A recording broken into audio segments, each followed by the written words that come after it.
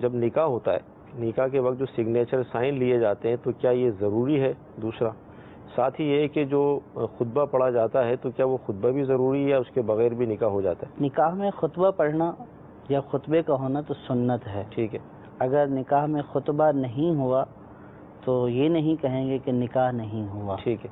نکاح در حقیقت گواہوں کی موجودگی میں، دو مرد گواہوں کی موجودگی میں یا دو عورتیں اور ایک مرد کی موجودگی میں، مسلمان گواہوں کی موجودگی میں ایجاب و قبول کرنا. مرد عورت ایجاب و قبول کر لیتے ہیں. ایک یہ بولے کہ میں نے تم سے نکاح کیا اور سامنے والا یہ بولے کہ میں نے اسے قبول کیا.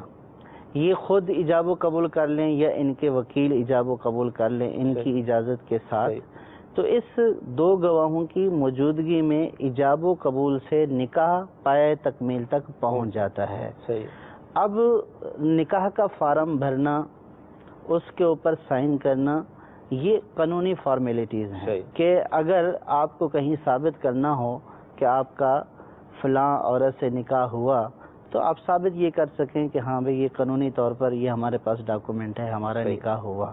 ورنہ شریعت کا جو تقاضا ہے وہ صرف اتنا ہے کہ دو گواہوں کی موجودگی میں مرد و عورت کا آپس میں ایجاب و قبول کر لینا، اس سے نکاح منعقد ہو جاتا ہے.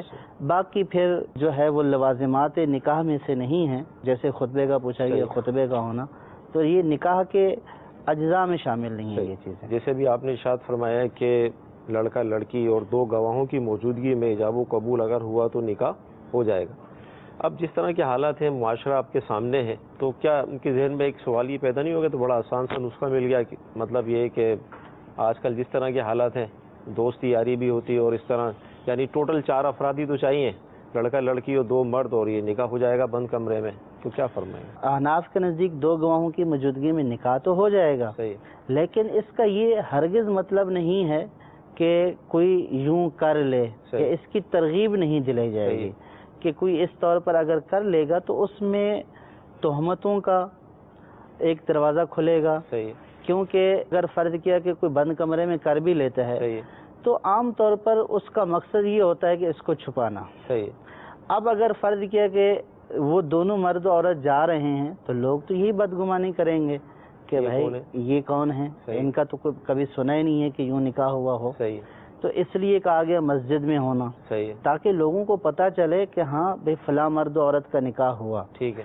تو اگرچہ کہ شرعی تقاضے پورے ہو جائیں گے، نکاح بھی ہو جائے گا، یعنی گواہوں کے موجودگی میں کفو وغیرہ کی شرط پائی جا رہی ہے، لیکن یوں نہیں کہا جائے گا کہ ہر کوئی یوں کرنا شروع کر دے. اور پھر اس میں لڑکے کی بنسبت لڑکی کے لیے زیادہ نقصانات ہوتے ہیں، بلکہ دونوں فیملیوں کے لیے بہت زیادہ نقصانات ہوتے ہیں.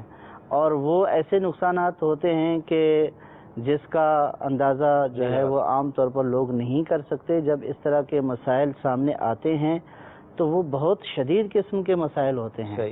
بعض اوقات ایسا بھی ہوتا ہے کہ جب اس طرح خفیہ نکاح کر لیتے ہیں، اب لوگوں کو چونکہ پتہ نہیں ہوتا ہے، گھر والوں کو پتہ نہیں ہوتا ہے، تو اس لڑکی کے رشتے آنا شروع ہو جاتے ہیں، حالانکہ اس کا نکاح ہو چکا ہوتا ہے.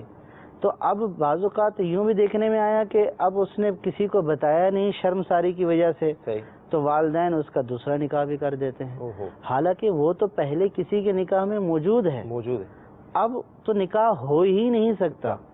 اب وہ نکاح نہیں ہے بلکہ شرعی اعتبار سے تو وہ بالکل ناجائز اور گناہ والی بات ہو رہی ہے.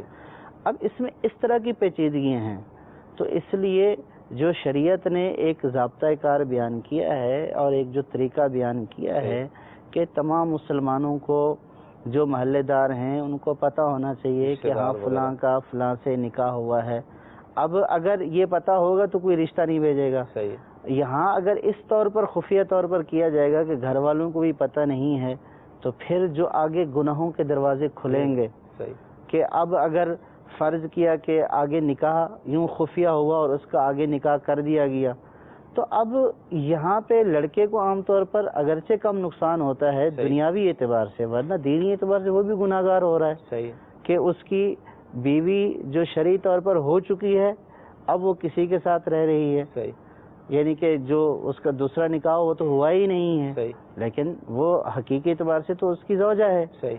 تو لیکن اس کے لیے جو لڑکی ہوتی ہے اس کے لیے بہت زیادہ جو ہے وہ مسائل ہوتے ہیں، گناہوں کے دروازے دونوں کے لیے کھلتے ہیں، لیکن زیادہ پیچیدگیاں پھر عورت کے لیے ہو جاتی ہیں. تو اس لیے اس طرح کا اقدام نہیں کرنا چاہیے جو نہ صرف اپنے لیے رسوائی اور شرمندگی کا نہ صرف دنیا میں سبب بنے بلکہ آخرت میں بھی یہ رسوائی اور شرمندگی کا سبب بنتا ہے، اور پھر یہ گھر والوں اور رشتہ داروں کے لیے بھی رسوائی اور شرمندگی کا سبب بنتا ہے.